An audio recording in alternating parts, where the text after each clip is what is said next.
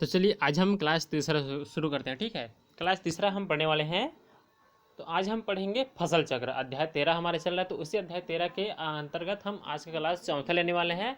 और इस क्लास 4 में हम आज पढ़ेंगे फसल चक्र। ठीक है, इस पार्ट में हम क्या पढ़ रहे हैं, पूरी तरीके से कृषि के बारे में पढ़ रहे हैं कि किसान कृषि कैसे करता है, प्रारंभ कैसे करता है ना।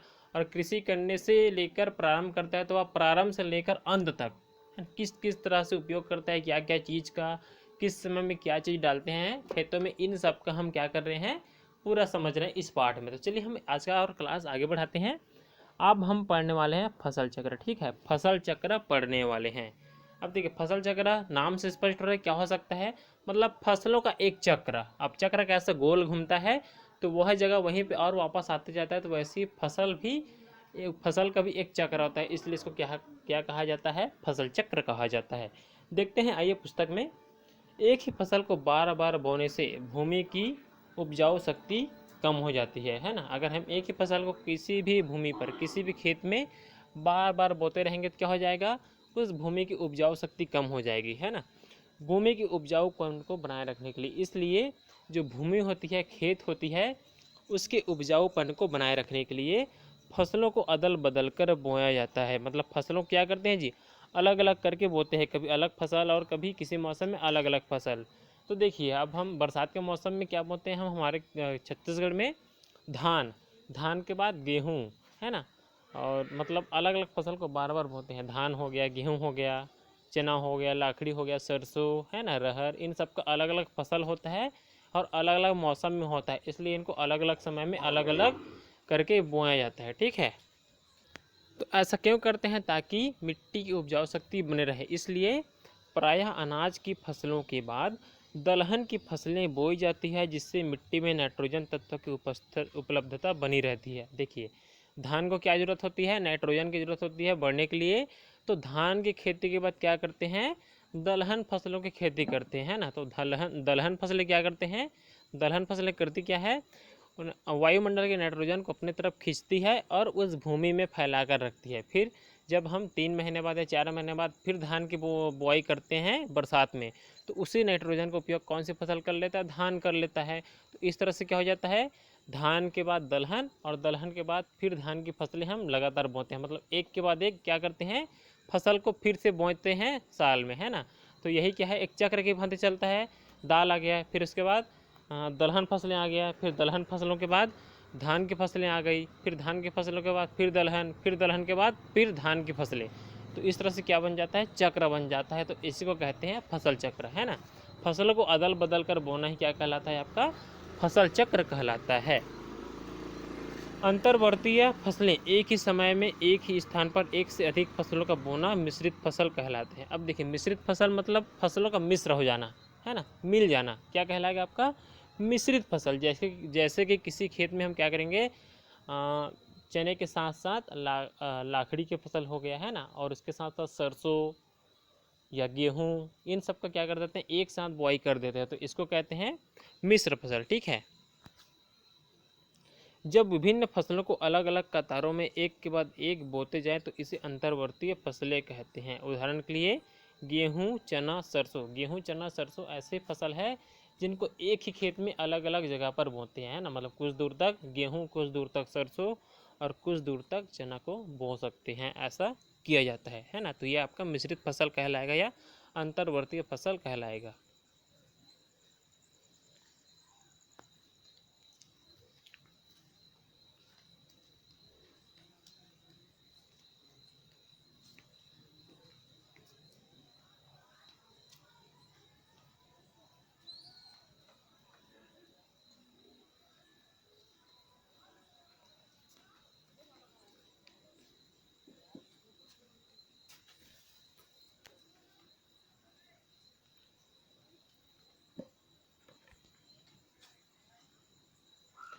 हाँ हाँ, इसी तरह कैसे बंद हो गया था, है ना जी।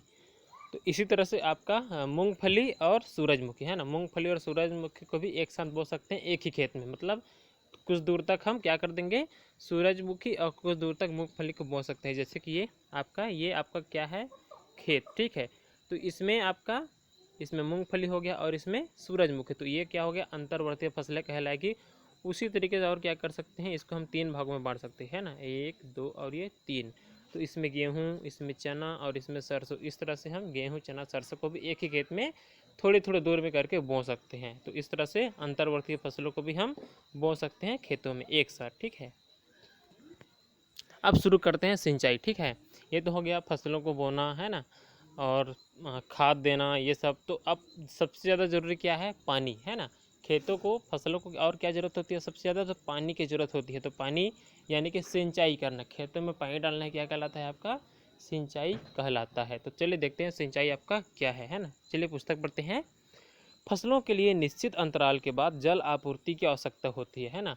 फसल को जो मतलब जो हम फसल बोते हैं उनको निश्चित अंतराल मतलब एक समय के बाद, है ना, 15 दिन, 20 दिन या 22 दिन या 25 दिन, है ना, मतलब 20, 30, 15 ऐसे कुछ कुछ दिन के बाद, है ना, 20 दिनों के बाद या 15 दिनों के बाद किसकी आवश्यकता होती है, पानी की आवश्यकता होती है। क्योंकि पानी क्या है, फसल के लिए मुख्य आवश्यक चीज़ है ना, मुख्य आवश्यक चीज़ है पानी।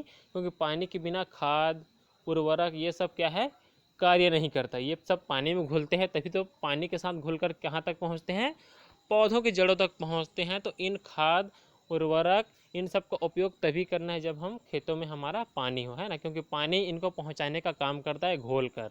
अगर पानी नहीं रहेगा और हम खाद डाल देंगे तो वहाँ कोई काम का रहेगा क्या, नहीं रहेगा। क्योंकि वह जैसे ही सूखा खेत में हम खाद डाल देंगे तो वह सूखा ही पड़ा रहेगा, पानी में घुलेगा नहीं, और नहीं घुलेगा तो वह पौधे में नहीं जाएगा।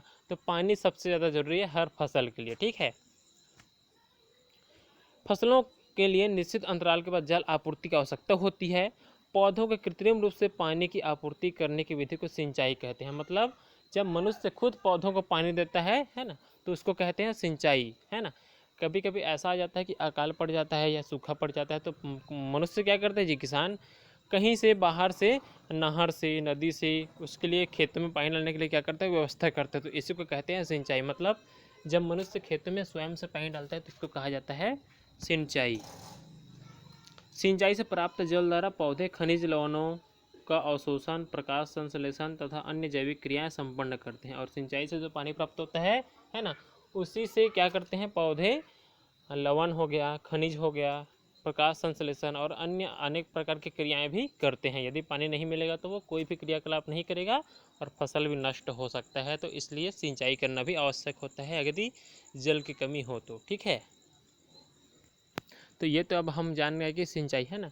लेकिन सिंचाई को कैसे करना है ना, कितनी मात्रा में हम सिंचाई कर सकते हैं, मतलब कितनी मात्रा में हम पानी की सिंचाई कर सकते हैं, तो ये किस पर निर्भर करता है, उस खेत की मिट्टी कैसी है ना, और खेत की मिट्टी कैसी है और खेत में जो हम फसल बोए हैं वह फसल कैसी है, इन सब के ऊपर निर्भर करती है कि हमको सिंचाई कितनी मात्रा में करनी है। यदि फसल कम पानी लेता है, वह कम पानी में ही अच्छा पैदावार होता है, तो उसको हम क्या करेंगे, कम सिंचाई करेंगे। और किसी फसल को अधिक पानी की आवश्यकता हो तो हम क्या करेंगे, अधिक सिंचाई करेंगे। तो ये आपके फसल और मिट्टी पर निर्भर करता है कि वहाँ की मिट्टी कैसी है, मिट्टी ज़्यादा पानी वाला है या कम पानी वाला है, इस पर भी निर्भर करता है आपका सिंचाई की ज़्यादा करना है या कम करना है, ठीक है। खेतों की सिंचाई की मात्रा मिट्टी के प्रकार और उगाई गई फसलों के लिए पानी की आवश्यकता पर निर्भर करती है। खरीफ फसलों को पानी की अधिक आवश्यकता होती है, यानी कि खरीफ जिसको बरसात के मौसम में बोया जाता है, उन फसलों को पानी की अधिक आवश्यकता होती है। आपने देखा होगा कि धान के खेतों में रोपाई के पश्चात फसल पकने तक लगभग पूरे समय तक पानी भरा रहता है ना। अब आप देखे हो जो धान की फसल होती है उसमें क्या करते हैं, जैसे ही धान की फसल बढ़ते जाता है तो उसमें उसके पकने तक उसमें क्या भर के रखते हैं, पानी को भर कर रखा जाता है धान की फसलों में। लेकिन रबी फसलों को पानी की आवश्यकता नहीं होती है ना, लगातार आवश्यकता नहीं होती और ज़्यादा मात्रा में भी आवश्यकता नहीं होती। जैसे कि आपका क्या हो गया, ये चना हो गया, चना का खेत देखे हो आप, गेहूं का खेत देखे हो, सरसों का खेत देखे हो, इसमें कहीं पानी भर के रखते हैं, कभी भी इसमें पानी भरकर नहीं रखते हैं। क्यों, क्योंकि इन चना, सरसों, गेहूं, इन सब के फसलों को ज़्यादा पानी की आवश्यकता नहीं होती, इसलिए इनको पानी नहीं दिया जाता है ज़्यादातर, क्योंकि ये नमी में ही बढ़ जाते हैं, इनको पानी की आवश्यकता नहीं होती और इनके लिए सिंचाई करने की भी आवश्यकता बहुत कम होती है। इसलिए इसको बहुत कम पानी दिया जाता है और ज़्यादातर खेत हमेशा सूखा ही रहता है ना। चलिए ये तो हो गया सिंचाई, है ना। सिंचाई भी हम कम कर सकते हैं, ज़्यादा भी कर सकते हैं, ये फसलों को प्रकार पर निर्भर करता है और मिट्टी कैसी इस पर भी निर्भर करता है। तो ये हो गया सिंचाई। अब सिंचाई कैसे करना है, सिंचाई करने के साधन क्या क्या है, इसको हम देखते हैं। तो अब हम देखेंगे सिंचाई के साधन। ठीक है, सिंचाई के साधन को देखते हैं। क्या आप बता सकते हैं कि पानी का मुख्य स्रोत क्या है? आप बता सकते हो, है ना। हम जानते हैं कि पानी का मुख्य स्रोत क्या है, वर्षा, मतलब बरसात। बरसात से जो हमारे पास पानी आता है वही पानी होता है। हम कहीं से पानी और पैदा कर सकते हैं? नहीं कर सकते। जो बरसात का मौसम होता है, बरसात के मौसम में जो मतलब वर्षा से जो हमको पानी प्राप्त होता है वही हमारा पानी का मुख्य स्रोत है, और कोई स्रोत नहीं है जिससे हम पानी प्राप्त कर सकें। वर्षा के द्वारा हर समय खेतों को पानी नहीं मिल पाता है ना। वर्षा के समय क्या होता है, वर्षा के द्वारा मतलब वर्षा से जो हम पानी प्राप्त होते हैं तो उसको हर समय पानी मिलता है क्या? नहीं मिलता। वर्षा का मौसम में केवल 4 महीने में ही बरसात का मौसम होता है, उसी में वर्षा होती है, लेकिन अन्य मौसम में वर्षा नहीं होती। तो इसलिए हर मौसम में पानी नहीं मिल पाता। तो हर मौसम में पानी उपलब्ध कराने के लिए क्या करते हैं, बांध वगैरह बनाते हैं, तालाब बनाते हैं, नहर बनाते हैं। इन सब नहर बांध इनमें क्या करते हैं, पानी को एकत्र करके रखा जाता है। किसान सिंचाई है तो जलाशय, मतलब जहाँ पे जल का भंडार हो, नदी हो गया, तालाब हो गया, और भूमिगत जल का उपयोग करते हैं सिंचाई के लिए। मतलब खेतों में पानी लाने के लिए किसका उपयोग करते हैं, तालाब हो गया, नदी हो गया, यहाँ से इसके लिए पानी लाते हैं। नदियों पर निर्मित जलाशयों से नहरों द्वारा बड़ी स्तर पर सिंचाई की जाती है। छोटे स्तर पर तालाब, कुओं अथवा नलकूपों से सिंचाई की जाती है। कुओं से घिरनी यानी कि टेढ़ा, जानते हो पहले होता था टेढ़ा, है ना, इनसे पानी निकालकर खेतों में बहाया जाता था, तथा राहड़ द्वारा पानी ऊपर खींचा जाता था। ये सब छोटी छोटी नालियों द्वारा खेतों तक पहुंचते थे कुओं से होकर, ये सब पानी पहले ज़माने में। लेकिन अब क्या हो गया है, बोर आ गया है ना। हम खेत में क्या कर सकते हैं, बोर की खनाई कर सकते हैं और बोर से पानी निकालकर खेत में पानी डाल सकते हैं, है ना। नदी या नाले से मशीन द्वारा पाइप के माध्यम से हम नदी या नालों से पाइप से होते हुए कहाँ तक ला सकते हैं, पूरे खेत तक ला सकते हैं। तो आजकल विज्ञान भी प्रगति कर लिया है। अब कुओं से सिंचाई बहुत कम की जाती है, लेकिन पहले ज़माने में क्या होता था, पहले के समय में कुएं से ही ज़्यादातर सिंचाई किया जाता था, क्योंकि उस समय विज्ञान ने उतना तरक्की नहीं किया था। ठीक है, तो देखिए यहाँ पे चित्र में दिया गया है ना। ये देखिए, ये कुआं का पानी है जिसमें घिरनी द्वारा पानी को निकाला जा रहा है, ये किसान। और जैसे ये घिरनी द्वारा पानी को निकाला जाता था और इसको जो नहर बना होता था, ठीक है, नाली, उस नाली में डाल देते थे और उस नाली से होते हुए वह खेतों तक पहुंच जाता था। चित्र दूसरा में देखिए, यहाँ पे कुछ क्या लगा है आपका, टेढ़ा। तो इस टेढ़ा से क्या करते थे, कुएं से पानी निकाल कर, हाँ ये नलकूप द्वारा सिंचाई है ना, तो ये नल वाला है सिंचाई। तो देखिए इसमें क्या है, नल से पानी निकल रहा है और ये खेतों में सीधा जा रहा है। ठीक है, उसी तरीके से आपका चित्र तीसरा देखिए, इसमें क्या दिया है, राहड़ द्वारा सिंचाई। मतलब यहाँ पे मशीन लगा होता था और बैल को घुमाते थे। जैसे ही बैल घूमते थे तो वो राहड़ क्या होता था, घूमता था और घूमकर कुएं से पानी को निकालते थे और इस तरह से सिंचाई होता था। मतलब पुराने ज़माने में भी बहुत सारा तकनीक था, लेकिन उसमें क्या लगता था, थोड़ा समय लगता था ज़्यादातर। इसलिए आजकल क्या आ गया, नलकूप आ गया है, बोर आ गया है। इनसे क्या हो जाता है, कम समय में ज़्यादा पानी निकल जाता है। तो इन सब का उपयोग करते हैं किसान अब। ठीक है, चलिए आगे देखते हैं। पानी के स्रोत से पानी खींचने तथा ऊपर चढ़ने वाली मशीनों, है ना, पानी के स्रोत से मतलब ज़मीन से पानी को ऊपर खींचने वाली मशीनों जैसे कि मोटर पंप है और सबमर्सिबल पंप है आदि का उपयोग सिंचाई के लिए किया जाता है। फसलों की सही समय पर तथा उचित मात्रा में सिंचाई करना लाभदायक होता है। यदि क्या करेंगे, हम फसलों को सही समय पर पानी देंगे और जितना मात्रा में आवश्यकता हो उतनी मात्रा में ही हम सिंचाई के माध्यम से फसलों को पानी देंगे तो वह बहुत ही लाभदायक होगा। क्या होगा यदि फसलों में अनियमित और अनावश्यक सिंचाई की जाए? अब क्या होगा, यदि हम फसलों को कोई भी मौसम में क्या कर देंगे, पानी डाल देंगे और बहुत ज़्यादा पानी डाल देंगे, तो क्या हो सकता है, उस ज़्यादा पानी होने से पौधा डूब सकता है और डूब कर गल सकता है और पौधा जो आपका फसल है वह नष्ट हो सकता है। तो क्या करना चाहिए, हमेशा जब ज़रूरत हो तभी हमको पानी डालना चाहिए, सिंचाई करना चाहिए खेतों में, और जितना ज़रूरत हो उतना ही पानी हमको डालना चाहिए ताकि हमारा फसल बर्बाद ना हो। ठीक है, दोनों ही दशा में फसल नष्ट हो जाएगी। आप ज़्यादा पानी डालोगे या अलग मौसम में भी सिंचाई कर दोगे तो आपकी फसल नष्ट हो जाएगी। ठीक है, आवश्यकता से अधिक सिंचाई से मिट्टी में वायु की कमी हो जाती है। अब क्या करेंगे, पूरी तरीके से पानी भर देंगे किसमें, मिट्टी में, तो क्या होगा, मिट्टी जो है पूरी तरीके से ढक जाएगा बहुत ज़्यादा ऊपर तक, और इसमें वायु नहीं पहुंच पाएगी। तो इससे क्या होगा, फसलों को ऑक्सीजन नहीं मिल पाएगा और वे मर सकते हैं। ठीक है, अधिक समय तक पानी जमा रहने से मिट्टी में वायु का संचार नहीं होता है, जिससे पौधों को शोषण नहीं जड़ें शोषण नहीं कर पाएंगी और वे मर सकती है ना, जिससे जड़ें सड़ जाती है और इस दशा को जलाक्रांत कहते हैं। मतलब जल वहाँ पे क्रांति कर देता है और जड़ जो है पूरी तरीके से नष्ट हो जाते हैं। और जैसे ही पौधे का जड़ नष्ट हो जाएगा तो आपकी क्या हो सकता है जी, पौधे भी नष्ट हो सकते हैं। ठीक है। सिंचाई की नवीन तकनीकी अब देखते हैं सिंचाई की नई तकनीक, मतलब नया नया क्या क्या तकनीक है सिंचाई करने का। ठीक है। सिंचाई की नवीन तकनीकों के प्रयोग से पानी की बर्बादी को कम किया जा सकता है। मतलब सिंचाई की जो नया तकनीक है उससे हम पानी को बर्बाद होने से कैसे बचा सकते हैं, आइए देखते हैं। ठीक है। तो सिंचाई के हाँ ये नवीन तकनीकें हैं, क्या क्या यहाँ पे दिया है देखिए, स्प्रिंकलर अथवा बौछारी फव्वारा सिंचाई। ठीक है। देखिए नाम से पता चल रहा है स्प्रिंकलर अथवा बौछारी फव्वारा, मतलब फव्वारा के रूप में सिंचाई करेंगे तो बहुत फुहारे के रूप में पानी निकलता जाएगा और पौधे में कम कम होकर पहुँचते जाएगा, जिससे क्या होगा ज़्यादा पानी नहीं जाएगा और ज़रूरत के आधार पर सिंचाई हम कर सकते हैं। मतलब फव्वारे के रूप में पानी निकलते जाएगा और सीधे पौधे में जाता जाएगा। ठीक है। इस पद्धति में खड़ी फसल पर कृत्रिम रूप से पानी की बरसात की जाती है। मतलब पानी को बरसाया जाता है किसके माध्यम से, मशीन के माध्यम से, है ना।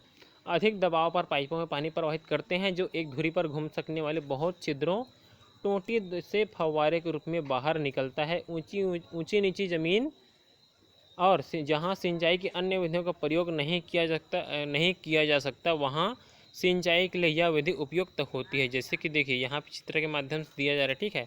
देखिए आपका बौछारा फव्वारा सिंचाई है ना, बौछारी फव्वारा सिंचाई यहाँ पे दिया गया है, जिसमें क्या हो रहा है इस पाइप में आपका क्या जा रहा है, पानी जा रहा है। ठीक है। चलिए चित्र के माध्यम से समझाते हैं। ये है आपका स्प्रिंकलर द्वारा सिंचाई। तो देखिए ये आपका पाइप लगा है और पाइप के बीच बीच में क्या लगा है, मशीन लगा है। ये मशीन क्या करते हैं, तेज़ी से घूमते हैं और घूमते हैं तो यहाँ से बौछारे के रूप में देखिए पानी निकल रहा है, इसमें भी पानी निकल रहा है और यहाँ से भी पानी निकल रहा है।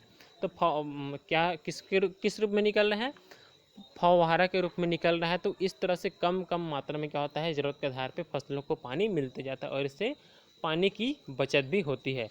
दूसरा दिया है ड्रिप अथवा टपक सिंचाई। ठीक है। ये दिया है ड्रिप अथवा टपक सिंचाई। आइए इसको देखते हैं। इस पद्धति में पानी सूक्ष्म छिद्रों तथा ड्रिपर अथवा बूंदों के रूप में पानी छोड़ने वाली टोटी युक्त बंद पाइपों में दाब पंप द्वारा पौधों तक सीधे पहुंचाया जाता है।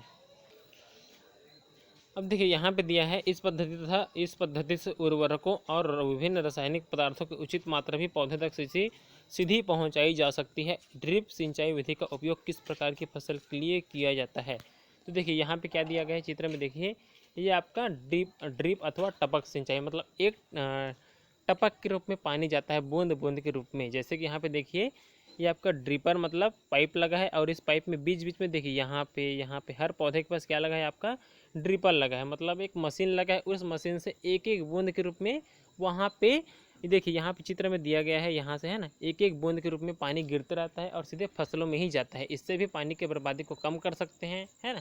तो ये भी बहुत अच्छा तकनीक है पानी बचाने का और सिंचाई भी करने का। तो ये तो हो गया है ना आपकी सिंचाई करने की पद्धति। तो यहाँ तक हम पढ़ लिए। आज हम सिंचाई पढ़े। अब हम कल पढ़ेंगे, क्या पढ़ेंगे हम कल, निंदाई एवं खरपतवार नियंत्रण। ये तो हो गया सिंचाई करना ये सब, लेकिन हम एक चीज़ और भूल रहे हैं ना, क्या, निंदाई भी करना ज़रूरी है। निंदाई मतलब वहाँ के जो वन बूटा होता है, मतलब अनावश्यक फसल। हमने क्या चीज़ की खेती की है, धान की खेती की है, लेकिन उस खेत में बहुत सारे अलग अलग पौधे भी जाग गए हैं ना, मतलब जग चुके हैं, मतलब उग चुके हैं, वहाँ पे बाढ़ चुके हैं, है ना। और क्या करते हैं, अन्य फसल, धान फसल को बढ़ने नहीं देते हैं, धान की फसल को बढ़ने नहीं देते हैं अन्य फसल। तो इसके लिए क्या करते हैं, निंदाई करना आवश्यक होता है और उन खरपतवारों को नियंत्रण करना मतलब कम करना आवश्यक होता है। जब तक हम उन फसलों को क्या नहीं करेंगे, वहाँ से उखाड़ कर नहीं फेंकेंगे, उसकी निंदाई नहीं करेंगे खेतों की, तो अनावश्यक फसल क्या करेंगे, धान को बढ़ने नहीं देंगे। तो इस तरह से क्या होता है, खरपतवार को नियंत्रण करना आवश्यक होता है, ताकि जो आपकी धान की फसल है बहुत जल्दी बढ़ सके और उसको कोई नुकसान ना पहुंचे और अच्छी पैदावार भी हो। तो अच्छी पैदावार के लिए और आपकी फसल को अच्छे तरीके से बढ़ने के लिए क्या करते हैं, निंदाई करना आवश्यक होता है। ठीक है। क्यों, क्योंकि यदि अनावश्यक फसल उग जाते हैं खेतों में तो उसको क्या करते हैं, धान के फसल के साथ कंपटीशन होता है, मतलब प्रतियोगिता होता है ना, वहाँ कहा जाए तो कंपटीशन होता है। और इसमें क्या होता है, जो हम खाद डालेंगे, है ना, जो हम पानी वगैरह डालेंगे उस पानी को कौन उपयोग करेगा, पानी और खाद को कौन उपयोग कर लेता है, अनावश्यक फसल उपयोग कर लेता है ना। और उसमें क्या होता है, पानी और खाद धान को नहीं मिल पाता, तो धान को वह खाद और पानी मिले इसके लिए क्या करते हैं, उन फसलों को उखाड़ा जाता है, ठीक है, और फेंक दिया जाता है ताकि धान को खाद और पानी मिल सके, ठीक है। चलिए अब रखते हैं यहीं पे आज का क्लास। तो अब आगे का क्लास कल होगा, उसमें पढ़ेंगे निंदाई के बारे में, ठीक है।